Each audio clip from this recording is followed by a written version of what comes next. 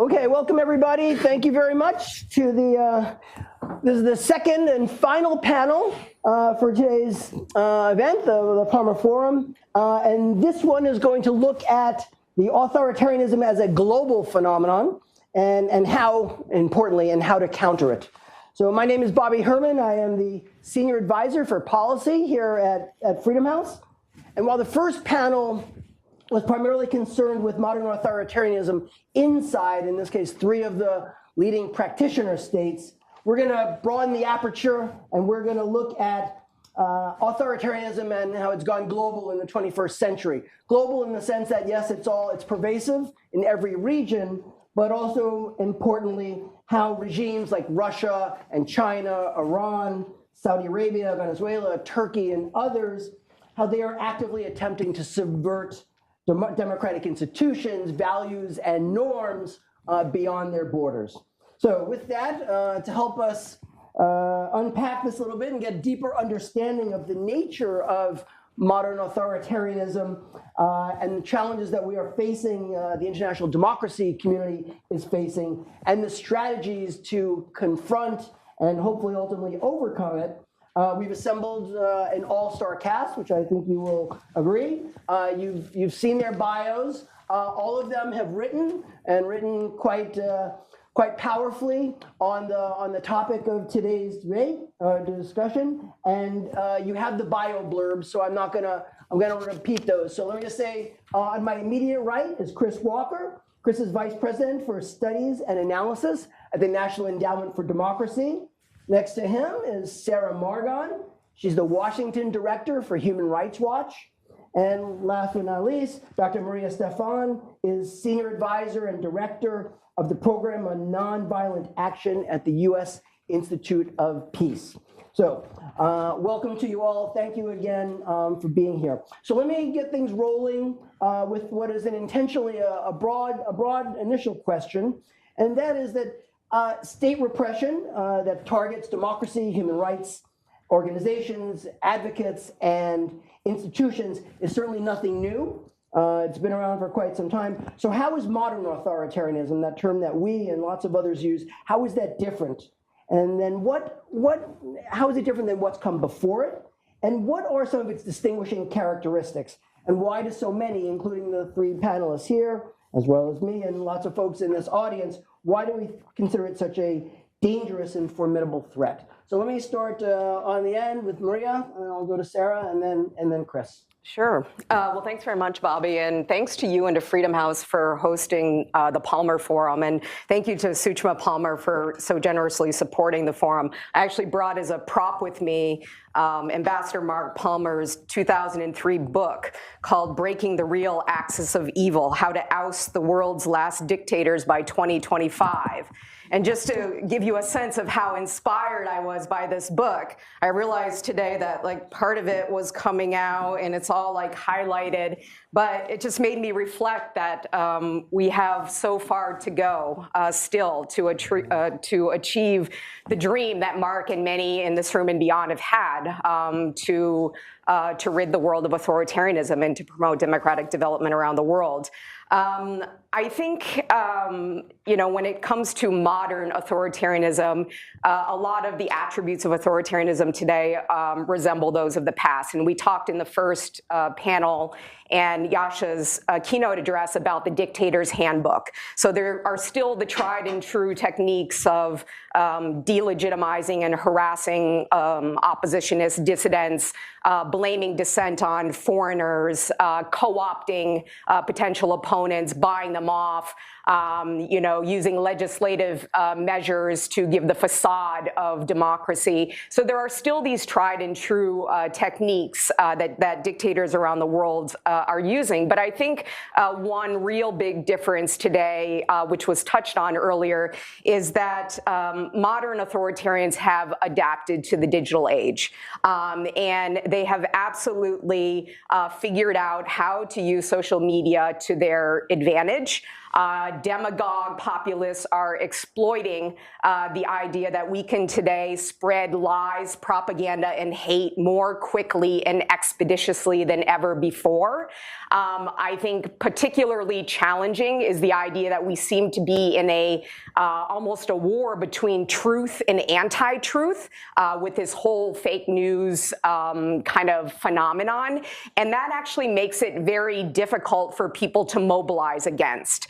When you're barraged with messaging that there is no truth or that the facts on the ground don't make sense, that the media is lying, it's very, very hard for ordinary citizens in this country and around the world to be shocked into action. So I think kind of the social media, we once thought that it would be purely a liberation technology for activists, and it certainly is. And social media is facilitating activism around the world. But I also think that regimes are benefiting handsomely from the surveillance state and the ability to so quickly spread falsehoods and hate around the world. I also think that when we talk about modern authoritarianism, modern authoritarians have learned from, if we can call them, pre-modern authoritarians. So they've had about 20 or 30 years to figure out the techniques that activists and opposition movements have used to challenge a dictatorship around the world. And certainly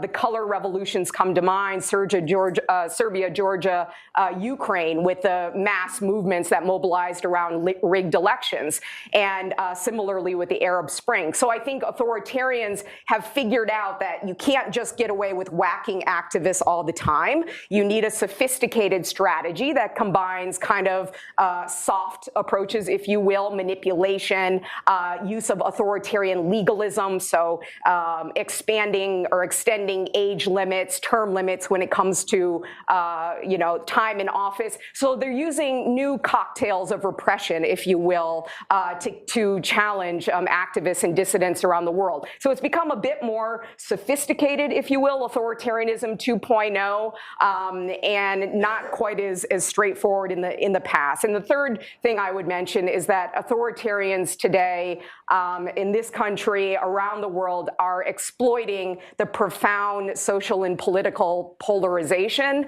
that is happening. And in part, this is related to kind of mass inequality that has surged in the past couple of decades. I read one report that inequality was at its peak in the United States in 2015. And I think there's something to be said about the rise of inequality being equated with political polarization. And so kind of demagogic populists, whether they're in Turkey, whether they're in the United States, Hungary, Poland, the countries we talked about earlier today, they are tapping into popular resentment from people who are left behind and are not doing well in a globalized world. And so I think they're very much, these anti-establishment populists are able to tap into real, legitimate sentiment that people have because they're not doing well economically and socially. And so I think these are just a few variables that make the modern authoritarians somewhat different from the past. Maria, can I just, before I turn to Sarah, can I just do one question? You didn't mention, I don't think, in terms of the, how should I say, the idea of giving a patina of legitimacy, using and abusing really the legal systems of these places. Very legalistic, and maybe others will touch on that. But would that also be part of the repertoire that seems new and different than what we've seen before? Yeah, and the whole notion of most authoritarians today were elected. So we're talking about elected autocrats who then, as we discussed earlier this morning, come to power and begin to implement illiberal policies and practices, which gradually erodes democracy. And so the reality is they come to power through quasi or somewhat legitimate means. They have bases of support, so you can't ignore away the fact that in many countries there are strong pockets of support for these rulers. And then they absolutely use elections, which Chris certainly has written a ton about, and also their own constitutions to manipulate legal processes, constitutions to expand and extend their power. And so, they're using very legalistic, even democratic processes, if you will, to consolidate and expand their power. Thanks. Sarah? That actually, thanks, I should start with. Thanks for organizing us, and thanks to all of you for staying on a Friday afternoon of a snow-filled week, which now seems to be already melting. your last point actually is a good jumping off on, because I agree with everything you've said. And in fact, I could just pass over basically, because a lot of the things that you put forward are ideas that I've also been thinking about. But I think this question of the facade of the election is really important. The best example may be what just happened in Russia and what we're about to see in Egypt, where it's not, they're going through the motions, and governments outside of the country in question are also going through the motions to call and say, congratulations, you won an election. In Egypt, they've gone as far as to actually have a candidate who is going to run against President Sisi, and yet he was someone who endorsed President Sisi up until the day he decided to run against him. So it's sort of like a theatrical facade under the guise of an election that then also allows the government in question to say, well, we've gotten here legitimately, all the while manipulating the tactics, and in some cases making sure, taxing people in certain cases if they don't go to the poll. And using that to bolster their credibility and maintaining claims of independent judiciaries. And yet, of course, that they're not really independent. And there's either backroom dealing or fear from some of the judges in any courts. We've seen this in a number of countries, that if they don't rule in a certain direction, they'll either be ousted, they'll lose their ability to maintain the bench, or in some cases they'll just be disappeared. So there's a whole range of tactics, from incredibly intimidating, threatening, to sort of legal maneuvering that we continue to see. And of course, this is all happening within a context that makes it almost a complete farce that you're seeing elections happen.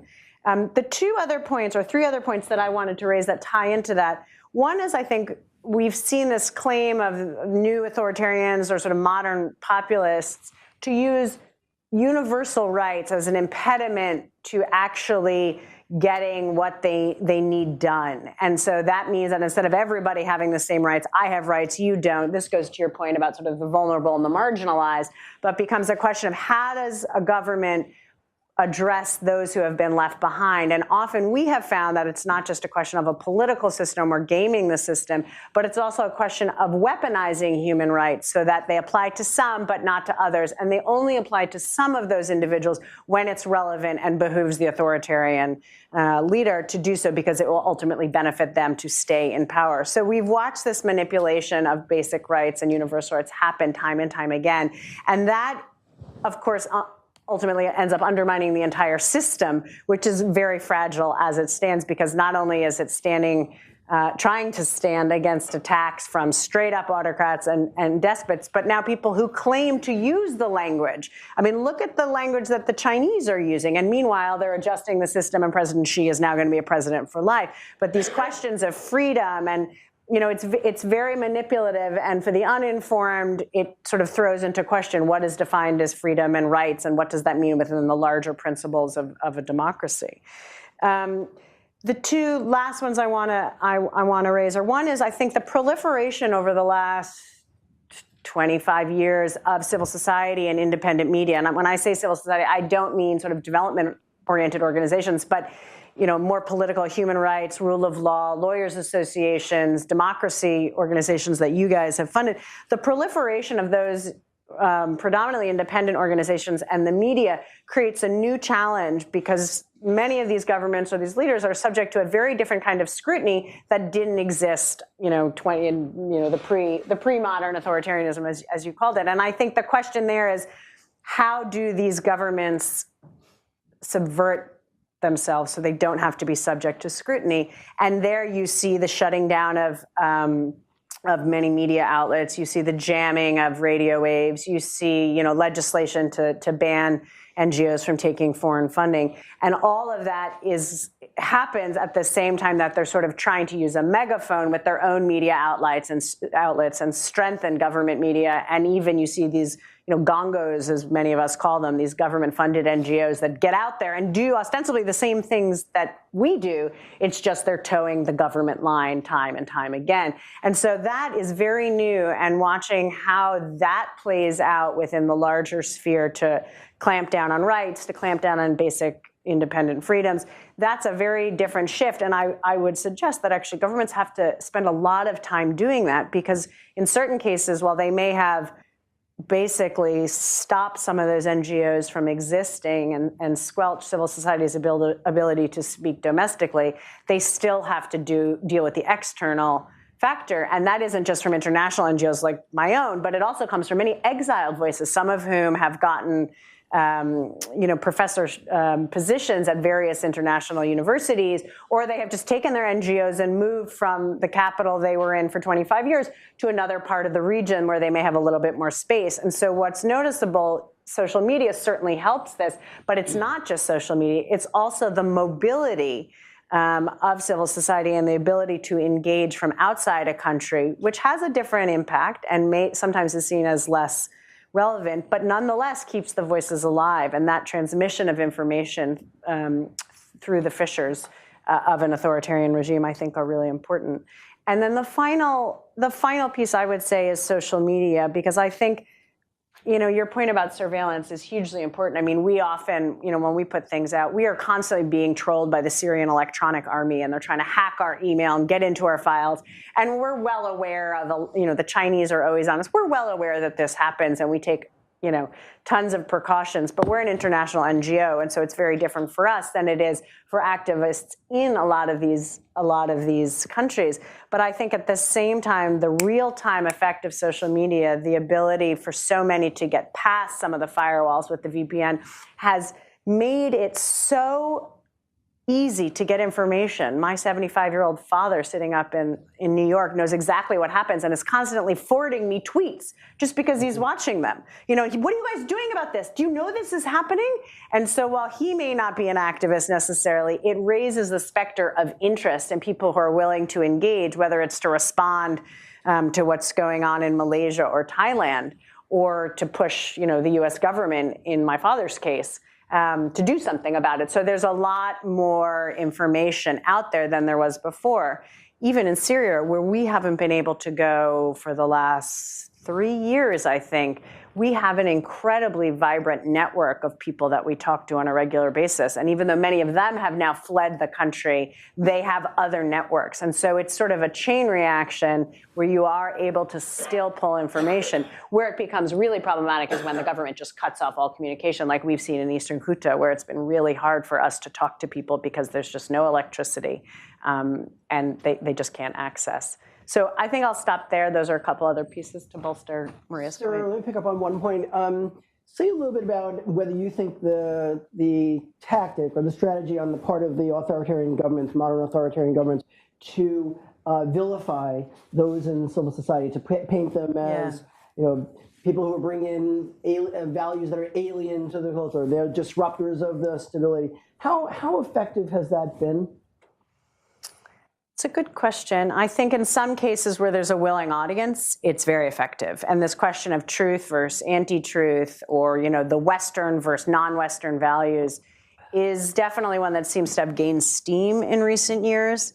But this goes back, I think, to the manipulation of what rights are. And it's sort of a circle the wagons approach, where you're going to use the information you have to get all of your allies into one place and combat whatever is being said, particularly if it requires you being scrutinized. To use Egypt as an example again, we put out a report about 6 or 8 months ago on torture in the Interior Ministry, and it was a really strong report, and we've been banned from Egypt. So the fact that we were able to put this report out made the Egyptian government go wild. They launched a campaign against us that was pretty vociferous and really rather brutal verbally.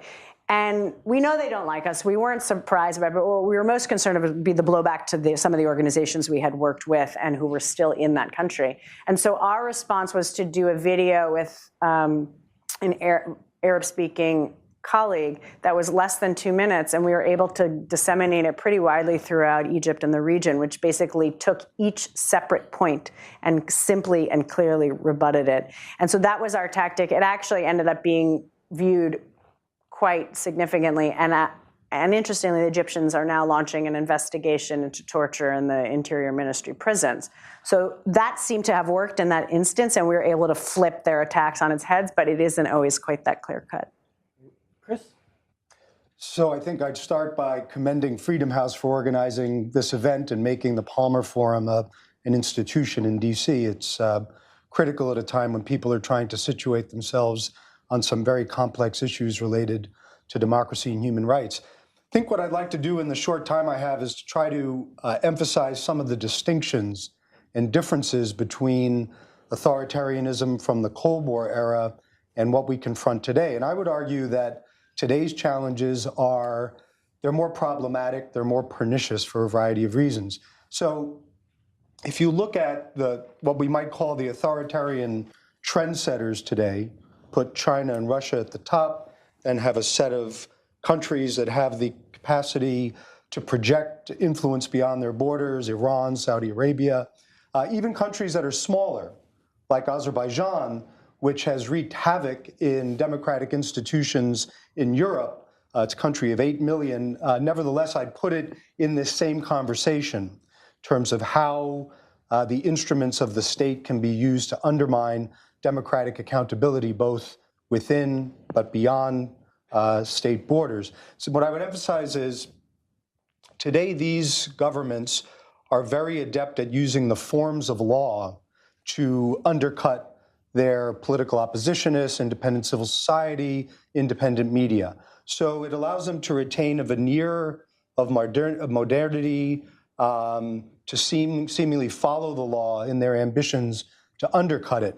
Other speakers have already alluded to the very keen use of technology, which really confounded the assumed wisdom, looking back 15 or 20 years, towards authoritarian ends. And this has really been a function of very significant investments to ensure that authoritarian governments can retain dominance over the information space. And we can talk about this in more detail. Certainly the case in China, Iran, Russia, which was a little bit slow off the blocks in terms of its control and manipulation of the internet. But when it comes to politically consequential discussion, all of these governments are pretty good at manipulating. Entertainment, social discussion, things that aren't politically relevant, that's a different story.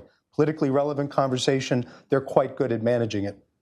What I would emphasize is, and this hasn't come up yet, is that unlike 35 or 40 years ago, these countries pursue pseudo-capitalistic or state capitalistic systems which are integral to their relationship with the democracies and the capitalist systems.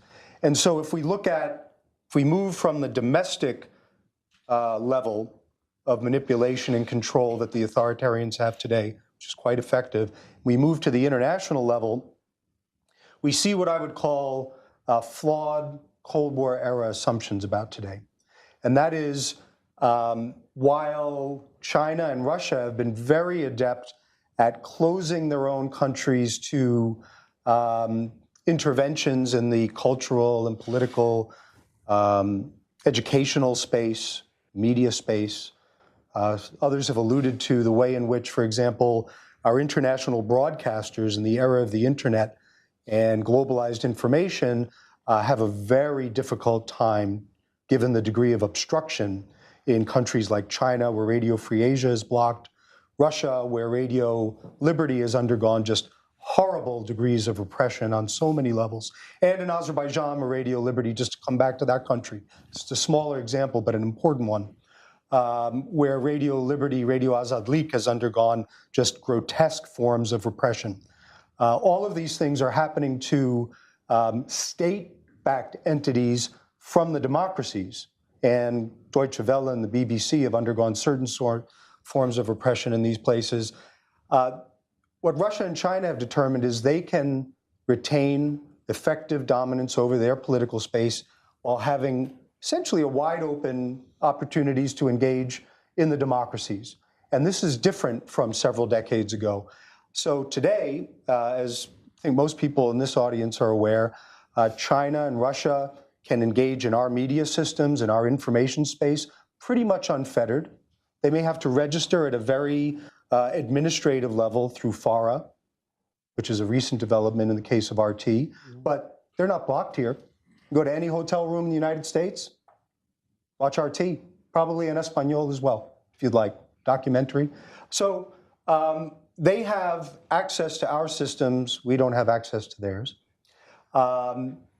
Educational space, China's in the news quite a bit these days for the Confucius Institutes, which are just in very short order, I'll describe what they do. These are initiatives run by the Chinese government, by Hanban, which is one of their official propaganda institutions that operate according to Chinese law within the democracies, the United States and elsewhere. They are unlike other such initiatives run by the British or the French, embedded in universities, in the democracies, private and public institutions. They provide direct costs for language and educational studies and the like, as they describe it. They don't pay indirect costs. So both at private and public institutions, in many of these cases, actually subsidizing these Chinese propaganda entities on US academic campuses. There are also Chinese Confucius classrooms. They operate below the university level, but perform a similar function. Right now, I think there are over 100 of these in the US. The ambitions to have these institutions proliferate globally is enormous, and the resources are invested in them. So while the democracies cut resources to promote their values and standards, the authoritarians are growing their resources in this space at a very significant clip. The best estimates we have for Chinese outward-facing information efforts is somewhere between $10 and $15 billion annually. That may be an understatement of the full investment. What do we do about it? So I would argue and contend that the challenge in many ways is more difficult today than it was 35 or 40 years, precisely because the authoritarians are so deeply embedded in our cultural, educational, media institutions within the democracies and commercially within our financial system. Russia uses this as an instrument to project kleptocracy, as do other such countries, into the democracies. You can see this sort of analysis done by institutions like the Kleptocracy Initiative and others that are really focused on this issue. It has the effect of corroding democratic institutions and standards. Happy to discuss how that works in greater detail if there's interest.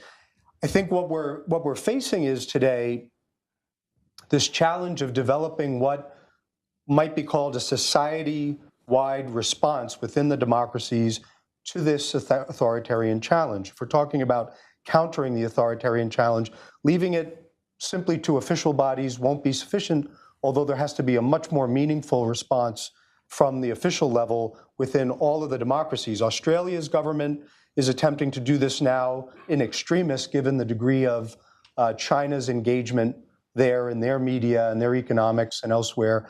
Terribly difficult question. Precisely because we have to do it in a way that safeguards liberal, democratic standards and values. It's almost like a deracination process that doesn't lend itself to easy treatment. And you don't want the cure to be worse than any sort of other problem that already exists. And this is a real challenge today, precisely because the assumptions at the end of the Cold War were, and this was the dominant assumption of the time, that if we integrate and embrace and create mutual interdependence, we all will benefit, and the leading authoritarians would slowly liberalize and presumably democratize, and it hasn't happened. China is the emblem of this challenge today, where not only haven't they liberalized or democratized, but they're anchoring themselves now, the regime is, that is to say, in ways that virtually no experts or others in their wildest dreams was thinking of 25 or 30 years ago. And yet, after the 19th Party Congress and after the announcement that Xi Jinping essentially has no checks on his term in office and power, this is a dramatically different landscape in which China, with its interests, and all states have interests, is now projecting these in a very significant way. But interests are animated by values. And the values of these authoritarian states is to limit and control speech. It's for the state to have a preeminent role in public affairs in the public sphere. And we're starting to see this. Even in powerful Western institutions, some of our largest publishers are willing to compromise their standards when they engage with China. Some of our media outlets are willing to do the same.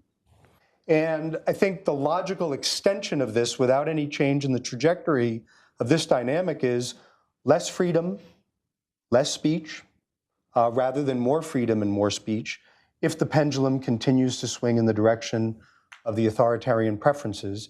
And the democracies have to do something to change that. The status quo won't do it on its own. Great. Let me pick up there what what all three of you have painted as a authoritarian juggernaut. And as I know from my time doing grassroots politics, that a lot of these regimes look impregnable until they're not. So I guess let me ask you, what are the vulnerabilities then that you see when we talk about modern authoritarianism? Where are maybe the entry points? Where are the areas of weakness? Where are those vulnerabilities that could be exploited? And we'll obviously talk more about that in terms of what should be done. But let me start down with you, Maria. On the point of grassroots organizing and mobilizing, I would offer one interesting data point that relates to this conversation. A few years ago, a fellow political scientist and I, Erica Chenoweth, and I collected data on about 330 violent and nonviolent campaigns from 1900 to 2006. And these were major political campaigns against authoritarian regimes, dictatorships, and the like. And our fundamental question was, what form of resistance is more effective and has been more effective against these formidable opponents? And the main finding of that research was that the nonviolent campaigns historically have been twice as effective as the violent ones. So they succeeded about 53% of the time compared to 27% of the time. Recently, so within the past 7 years, so the start of this decade, we've seen a dip in the overall effectiveness of the nonviolent campaigns that we have not seen since the 1950s. So nonviolent resistance is still dramatically more effective than violence, but overall, we've seen a dip. And so Eric and I have been asking, well, what's the cause of this? First, we don't know if it's a durable trend, so we don't know if this is something that's just kind of a blip, but we think that part of the explanation is that these regimes are learning from each other very effectively, they're adapting very readily, and also that activists are sometimes misapplying lessons from other places. So, when you see mass mobilizations and rallies and tent cities and sit-ins, you get super inspired as an activist, especially if you've been living under the boot of repression your entire life. So you want to copy. You also want to go out and protest and mobilize. And sometimes activists are doing this without planning, without strategizing, without organizing. And so they bring a lot of people out, they get beat up, they get discouraged, they stay home, the authoritarians keep remaining in power. So I think part, gets a little bit at your point about vulnerabilities. In order to, from an activist, from a grassroots perspective, analyzing the vulnerabilities of regimes in a systematic manner, so really analyzing what their pillars of support are, where their sources of power and their support bases are before coming up with an overall strategy of mobilization and resistance is a really, really important thing. And organizations like NED, like Freedom House, are playing an important role in helping activists and movements do just that. But I think now more than ever, kind of investing in that skill set of analyzing where these regimes are getting their sources of power from, what their Achilles heels are, and planning and strategizing around them. I think one of the biggest Achilles heels, to get specifically to your question, is corruption. And corruption, it's endemic in many societies. Authoritarianism thrives on corruption. And I think corruption, when people see that it's basically stealing from them, their daily lives, basic public services, it makes them very angry. And some of the most inspiring movements that are happening in the global South and around the world are anti-corruption movements. I think to Guatemala in 2015, the movement that very much focused on the corruption in the Molina regime, mobilized mass popular support for a nonviolent resistance campaign that brought peasants, business people, professionals all together, that led to Molina's ouster, forced to face law, face justice.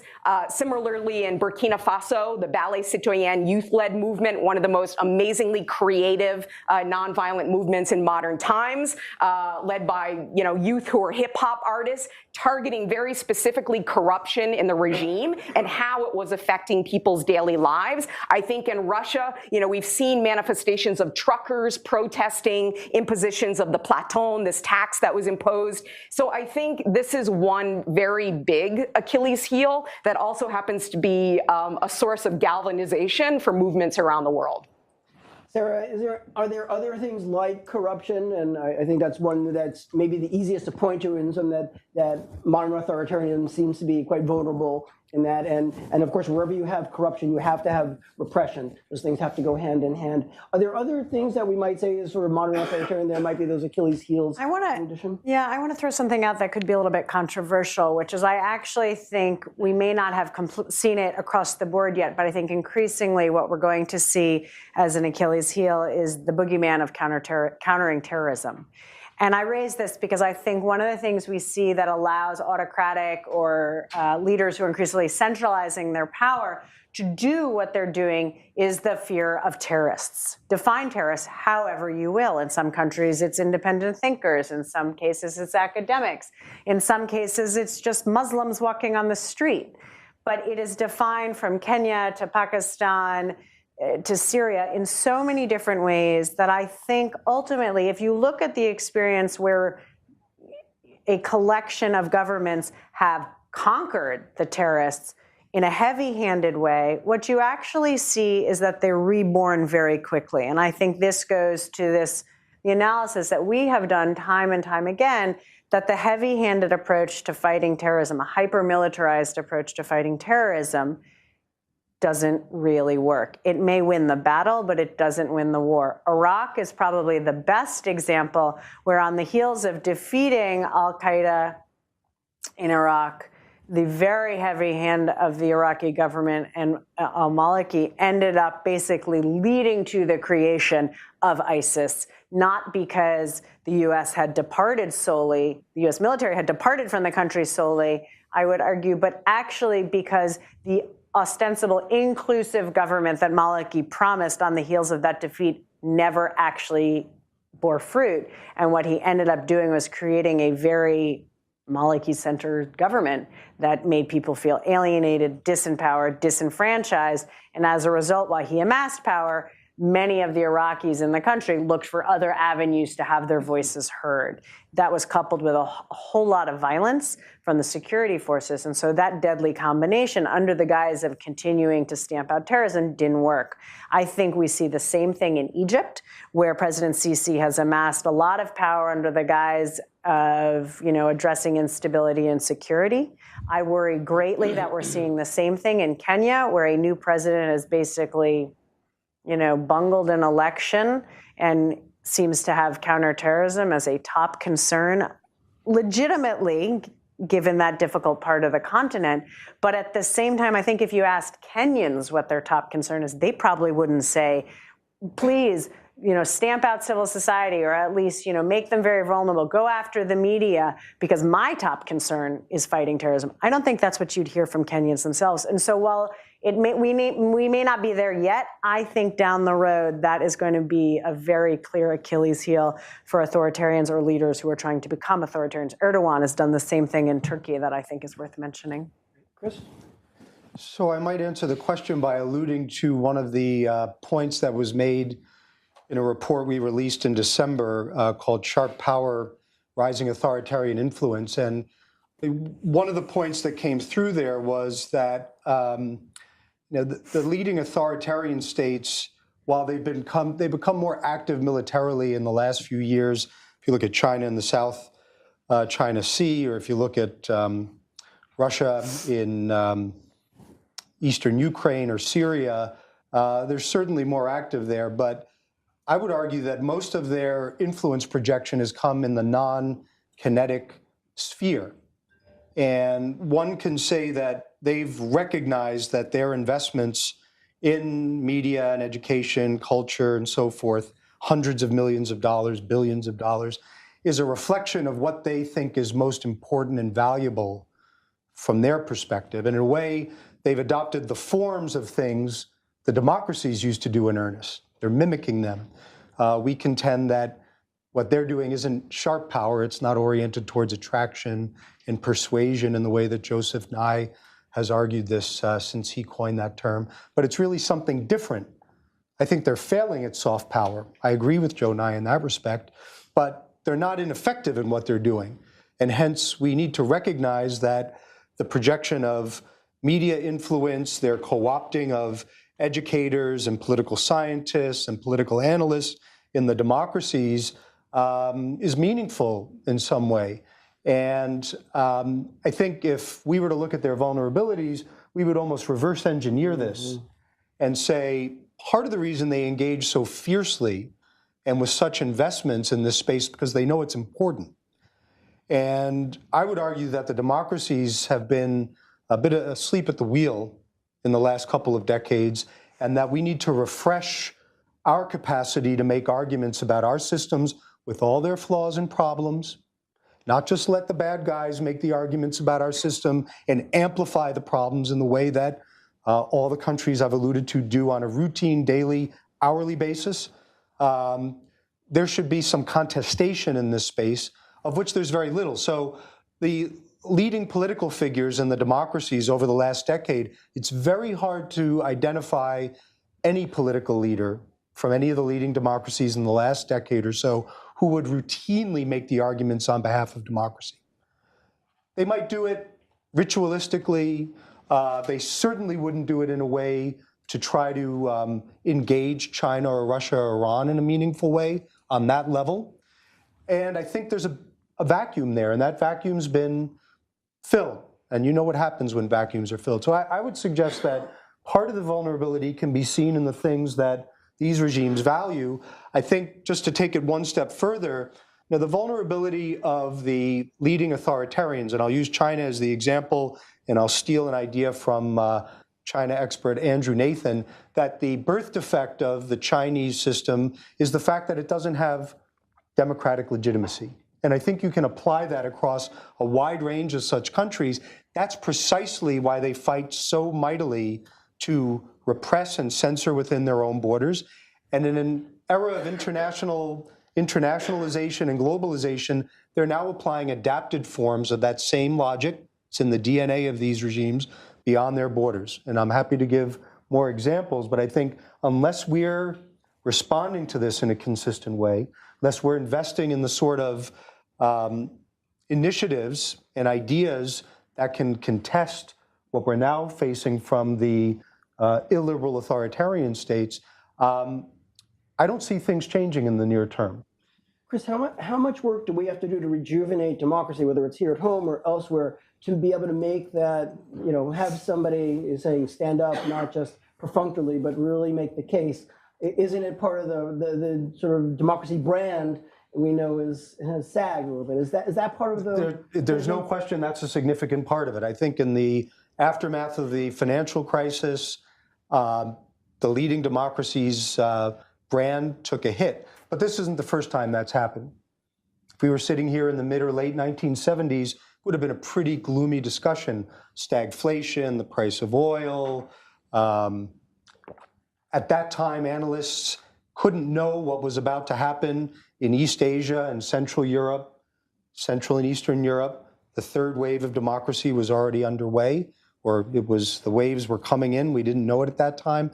And so I think this is not something that is fixed and irreversible. In fact, I'm confident that the democracies will find their footing. What I fear is observers will sometimes say that we have to get our house in order before we do anything else. I would make the argument that in the context of this discussion, countering and responding to the authoritarian challenge, we have to do those things simultaneously, and they're actually mutually reinforcing.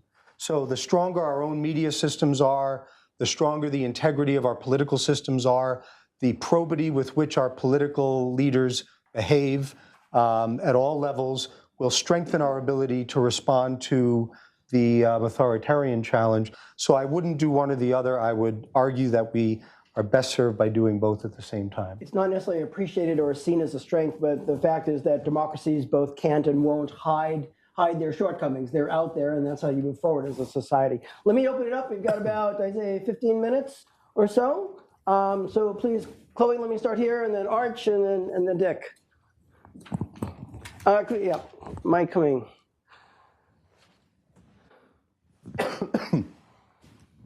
Thank you. I'm Chloe Schwenke from the School of Public Policy at the University of Maryland. One word that hasn't come up today in any of the panels is the word patriarchy. And yet we see trends happening within authoritarian states where patriarchy is being reinforced, and that has very clearly discernible impacts on democratic participation for women.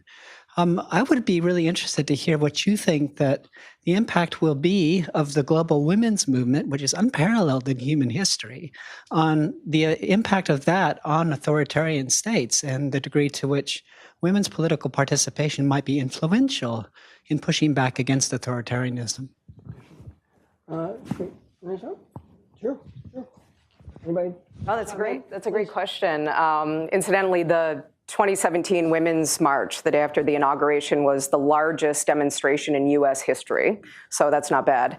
And I think it's only kind of picked up steam, actually, since then, with Me Too being the most recent kind of manifestation. I mean, I think this is actually one of the hopeful, if you will, consequences of hits on human rights and democracy in the country has been that women are getting more active politically. More women are running for office now than at any other time. I'm more familiar with kind of the data on women's participation in levels of violence in societies, but I would imagine there would be some correlation between women's active participation in legislatures and executives and democratic levels of democracy, but I wouldn't be able to, and maybe, They do exist. Oh, good, probably Freedom House published that study, I don't know. So I think just in general, women offer different perspectives. It was noteworthy to me at a time when there was profound gridlock in our Congress that the only bills that were making their way through Congress were those that were proposed by bipartisan women, Republican Democrats. And so I think there's something to be said about kind of a get it done attitude and kind of challenging blockages and kind of impediments to moving things forward in democracy. So I think there's something to that. And also we've done some work on women's participation in movements and the whole idea that women kind of play unique roles in grassroots movements. They can open up political spaces where they otherwise are closed. They can use their motherhood and, certain attributes. Women can be fierce when their sons are being beaten up or their husbands taken away. So women do things that are considered crazy in moments just to open up political space. Think of the women in Argentina of the Plaza de Mayo. So I think, just active, audacious women's participation in nonviolent activism is a very good thing. And I'm glad to hear that there's some data suggesting that women's participation in political processes increases overall levels of democracy.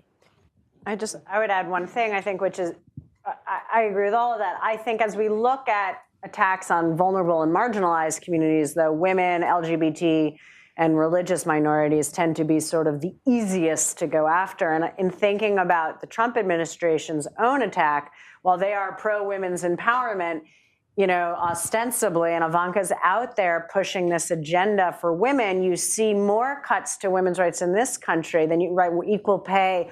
All of these issues have just been slashed or fallen by the wayside in terms of priorities.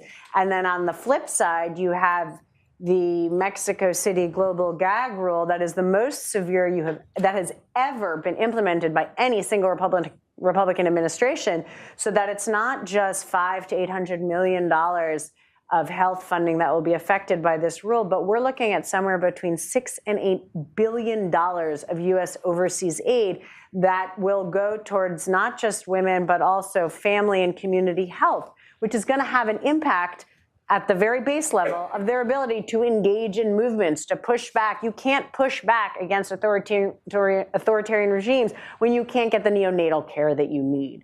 And so those fundamentals are just not understood. And while U.S. funding may not be everything and may not have as big an impact, globally as it sometimes feels it is going to, I do think that this trend of going after the vulnerable communities and cutting off fund, whether it's to UNFPA or others, using some of the fake facts and the agenda, the politicized agenda, will bear a particularly harsh brunt on females and women. Okay, the male patriarchy is silent. No, I think we need you to speak. Actually, no, obviously part of this is how do you bring men into the equation? I mean, everybody who's working in this space in terms of gender equality and women's empowerment says the same thing. When you go to Africa, all these guys, and look, Chloe, I know you've been involved in that very much, and so I think we're beginning to see the change. I was at the Women's March, and there were plenty of men out there with their kids, and that's, I wouldn't say that is the definitive indicator, but I think it is a recognition. That's right, and there is lots of research to suggest that as women get more involved in peace processes and others, the outcomes are absolutely affected. Okay, let me go, Dick, and then there was somebody else who had the hand up. Oh yeah, and Arch. Go ahead, Dick, and then Arch.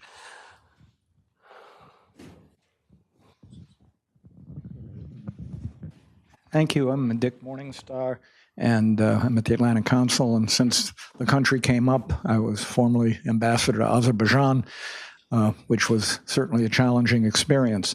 I agree with virtually everything that the panel has said, but I'd like to drill down a little further. Yeah, I think these countries that you've mentioned are enmeshed in democracies, but it goes beyond that in that the United States and European countries have strong economic and strategic interests in many of these countries. Azerbaijan being an example, Turkey being an example, China being an example, Russia sort of becomes sui generis, I guess. But the question is, how do governments, we haven't talked that much about what governments can do. What can the American government, which is doing nothing now, or European governments do to help the situation when it has to balance these various interests? And I would argue that because of that balancing, and I think you said, Chris, we don't do anything that really changes much, and I'm not sure how much a government can change that much. But and when I was in Azerbaijan, I think we spoke out more about democracy and human rights issues than before or after, and I'm probably was close to being declared persona non grata. But I would ask your thoughts as to what governments should be doing and can be doing given the balance of other interests. Okay, and Arch, why don't we do that one? Unfortunately, that'll be the last question. Thank you. So this question is directed to Chris Walker, but I'd be interested in the other panelists' views. So Chris, what you described was with the ascension of Xi Jinping to what amounts to possibly lifetime leadership role, an event as an inflection point similar to, let's say, the communist coup in Czechoslovakia in 1948. That signaled really the beginning of the Cold War, and this event in your presentation should have been a similar kind of wake-up call for the democracies. So my question is this. In 1948, we had an untested president, Harry Truman, who turned out to be quite stalwart. Right now, we have a president who is wavering, and I think no one in here would predict that he will be stalwart in this struggle. So the question is, how do the democracies, how do Democrats, the people in this room writ large, what kind of strategies can we hope for, aspire to, that would take into consideration the lack of leadership that is likely to come from the American government, at least for the next few years?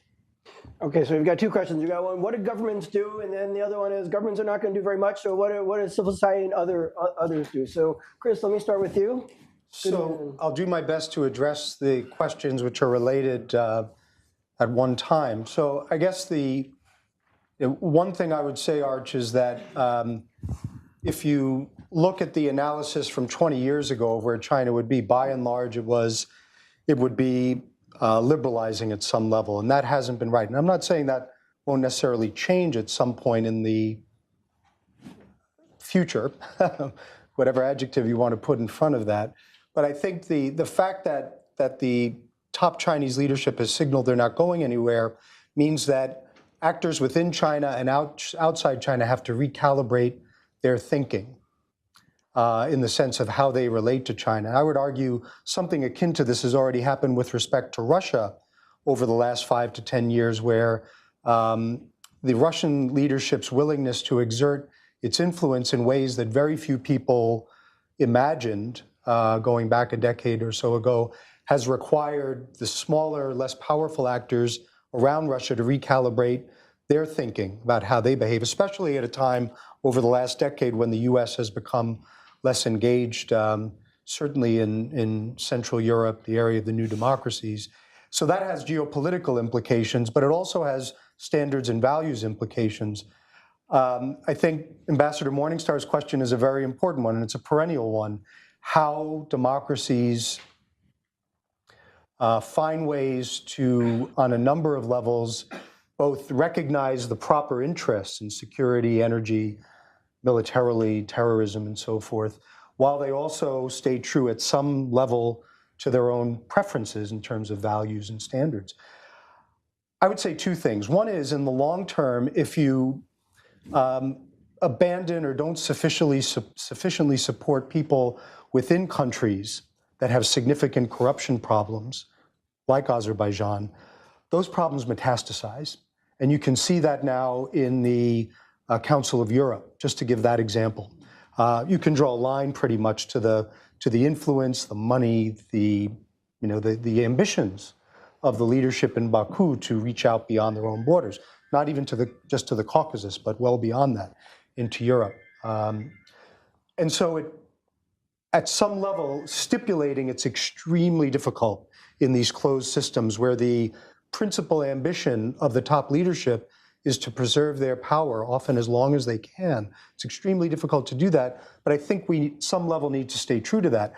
I think the second part of this discussion, which is most relevant to, that may be Putin calling, it may be even more critical now, is that in this era of globalization, when you can't contain the interaction within state borders, I think the democracies need to really rethink how their own interests are hit. So just to give an example, few among us in this room 5 or 6 years ago would have imagined that Russia would have been as vibrant in their participation in the democracies of Western and Central Europe and North America as they've proven to be. And yet they are. And so I think there are arguments to say that the more vibrant the authoritarian corrupt system becomes internally, when the country has the possibility to project influence beyond its borders, it starts to affect us. And it has, both in terms of how our financial systems operate. See the discussion on London right now with the bad money that's there. You can look at the real estate in Miami and Los Angeles and New York and what that portends for those communities, including the political class in those places. I think these things are connected now, but in essence, we're struggling with the soft underbelly of the democracies in a sense. And unless we, coming back to Arch's question, I think unless we have a more coherent response that includes both non-governmental actors that are more reoriented towards responding to this new challenge, and a real rethink at the governmental level, not only in Washington, but in London and Berlin and Brussels, about how the democracies defend their preferences and standards, and by extension, their interests. It's going to be a really tough slog, is my guess. Just look in five-year intervals, again, working back from, say, 2008 to where we are today. If we do nothing, and we're having a conversation like this in 2023, I suspect it will be a pretty tough time at that point. Chris, can I just ask you, you made it sound a little bit, these things that are happening to us, but in some ways, it's not just victimization, there's actual complicity. You talked about things like money in the real estate market and other things in London. I mean, there's a lot of enablers here and elsewhere that are making this much easier. And how do you begin to get a hold on that? Well, some of the really thoughtful minds in Australia have made this observation, so it's not a unique observation, but in essence, the democracies have invited and welcomed this. And some of it, I think, was fantastically well-intentioned. It was this logic that we would, in essence, coax and encourage along more open, democratic, countable interlocutors by virtue of this integration and interdependence. But in the spheres we've been discussing, it really hasn't proven to be the case, especially with the countries that are most purposeful and are most determined to pursue their preferences in their interaction with us. And that really requires some serious thinking about how we defend our own financial systems, educational systems, political systems, media systems, without compromising our own standards and values. That's the real hitch. Sarah, I'll start with you and then. Sure, very briefly. I mean, I think this question of how do you deal with values and rights, you know, at the same time as economic security and other interests. I mean, this exchange has been a dance for a long time, and I would say that nobody kind of gets it quite right. It's an art, it's not a science, and it requires a lot of long-term thinking that increasingly we see, at least this government, has been unable to do. Human Rights Watch is a nonpartisan organization, and I think those who were in the last administration were sort of tired of us being like, come on, guys, you have a chance. You're not doing it. Your thinking is right, but your actions are wrong. We know we share the same goals with you, but you're not making it happen. This administration, we don't appear to share any of the same goals. And then sort of randomly you'll find, oh, Venezuela, or, you know, one or two countries where it seems politically safe to go after an adversary and again, weaponize human rights. So the balance and the hypocrisy have existed for a long time. And I think anytime we engage on these issues, we always find that the government comes up short, but that's what individuals and organizations like ours are supposed to do. We're supposed to keep pushing for that balance to be found. And the balance that was found 5 years ago is not necessarily the same balance that we see now. I mean, Azerbaijan in the last couple of years has gotten a remarkable has increased his lobbying presence here in Washington that has raised an awareness of a very small country in a very short period of time. I have been really struck by sort of the push that has come with a lot of that energy money that has enabled them to have a very different presence. So the balance changes. And I think that's important to always consider, you know, when in government, how you manage that balance and what tools you have to right it. You know, that changes constantly, and we are all changing with it. In terms of what do we do? I mean, look, it's a dark time. I'm not going to pretend that everything is, you know, rainbows and roses at this point, or we have the answer, because I think we are all struggling with how best to address this wave of populists. I think even in Holland and in France and in Austria and now Germany, where they sort of missed the moment of having that Trump-like character running their government or sort of having their government move all the way to the right, everyone sort of said, okay, whew. And then they said, oh, wait, but it could happen again in 3 to 5 years. We got to prepare. What do we do to make sure it doesn't happen? So there's always something waiting in the wings. But one of the things that we have been struck by is the international system, which is so fragile, but has also been created to help smaller states take the lead. And so I wanted to share 3 examples that I think are really important, where you can see other states step up to the plate in the U.S. Vacuum or U.S. absence of leadership. 2 are on the Human Rights Council, which is in Geneva and has increasingly become a nimble and functional body that is really, I think, worth more time, spending more time on and engaging. One is Iceland has taken a real interest in the Philippines. And this has been really striking. We're not entirely sure why, but my colleagues flew to Iceland. They were in Reykjavik. They went and they saw all, you know, foreign minister, all the government officials that they needed to talk about next steps on the Human Rights Council to go after President Duterte, given his so-called war on drugs. This is sort of a remarkable interest, but they want to lead. They want to lead a small group of states. They want to put forward more resolutions. So this is great. This is exactly what we want a tiny country like Iceland to do.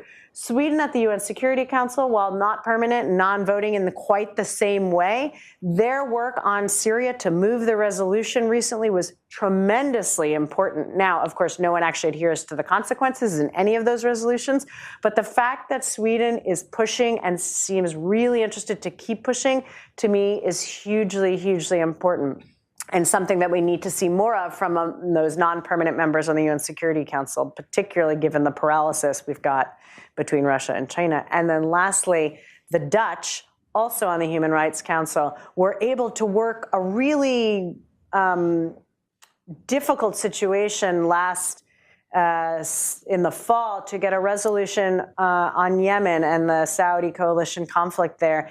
And after a lot of back and forth and Saudi rejection, they were able to move what's called a fact-finding mission into civilian casualties and violations of the laws of war in Yemen.